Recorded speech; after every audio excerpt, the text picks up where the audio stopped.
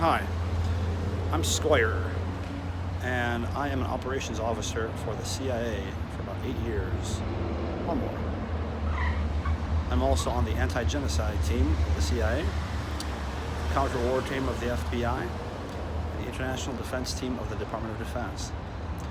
And I want to talk about sex.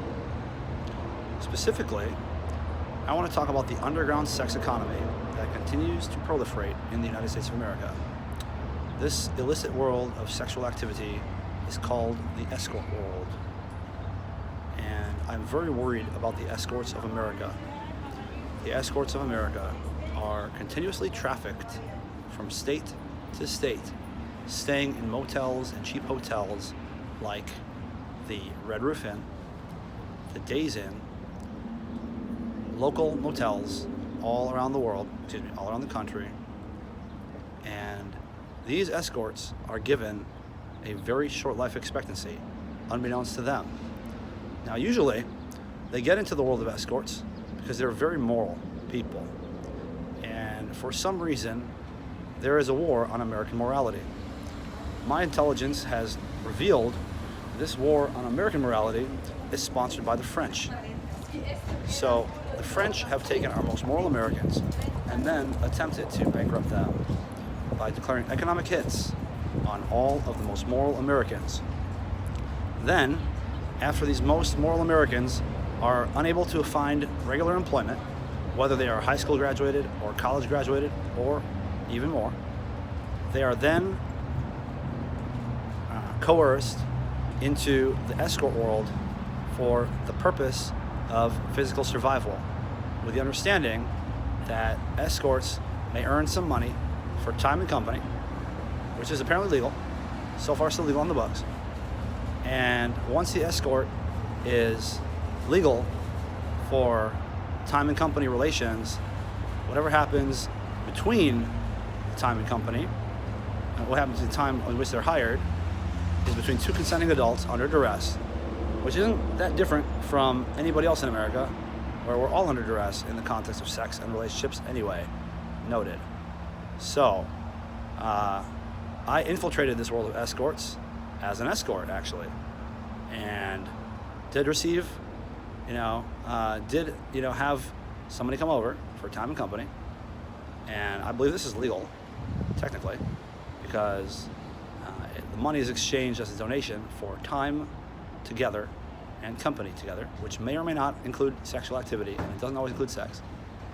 Anyway, this video isn't about me. The point of the matter is, after the escorts are in the escort world for a period of 2 to 2.5 years, they are often assaulted, and they're often assaulted in ways that are hard to track, in such a fashion that they are well aware that they're in physical threat, and they're trained to be highly sexual. They're trained to do drugs and drink alcohol, and they are barely surviving in these cheap hotels and motels while well-meaning American men are cajoled, coerced, and even I would say cajoled and coerced into seeing these people. So the organization that is overseeing all of this is, very interestingly, the Drug Enforcement Agency. The Drug Enforcement Agency is the #1 human trafficking organization in the United States of America. And my intelligence reveals that the Drug Enforcement Agency has backdoor deals with many nefarious groups for the purpose of disposing of the escorts after 2 to 3 years of work as an escort. The Drug Enforcement Agency is also responsible for the economic hits on these upstanding moral Americans, after which they're often trafficked from state to state and encouraged to post advertisements on websites about escorts. Now, it's very clear that people doing escort work are really just trying to survive. And if really you get $100 for half an hour with a person, that's not bad in their minds, because $100 gets you a room for the night and some food. So if you can get a room for the night and some food for half an hour, it seems like a good deal. And that's really where it's at. So I don't know how many American men and women are escorts in the United States of America, but I would say this: if you are an escort in the USA, then you have to understand, even if you've only done it once or twice, you're under significant threat and significant duress with the Drug Enforcement Agency. Now, interestingly enough, about 2 or 3 months ago, I was staying at an Airbnb somewhere in suburban Michigan, and as I logged onto my computer to check my email, I noticed on the Wi-Fi that there was a Wi-Fi router named DEA Surveillance Van, which implies one of two things. Either there's some prankster making a prank pretending to be the DEA, which isn't very likely, or secondarily, the DEA might actually be looking for me. And why would the DEA be looking for me? Interesting. I don't deal drugs, and never have. I don't do drugs. And secondarily, we can go back to where it was at in the video before, where I actually did escort work once or twice. So, to be honest, as long as the Drug Enforcement Agency is trying to dispose of escorts, we have to be very careful as Americans to be protective of escorts if we see them, overpay them, and help them get out of the escort world if we see them. And tertiarily, we need to make sure there's a path for escorts to return to the world of work, employment, and ordinary society, to be seen as upstanding adults instead of sex workers. Because sex workers are often mistreated, as we know, often treated like sex toys rather than human beings, often abused, often raped, and often, having their liberties revoked or restricted, myself included. So I'm very worried about the state of sex in America.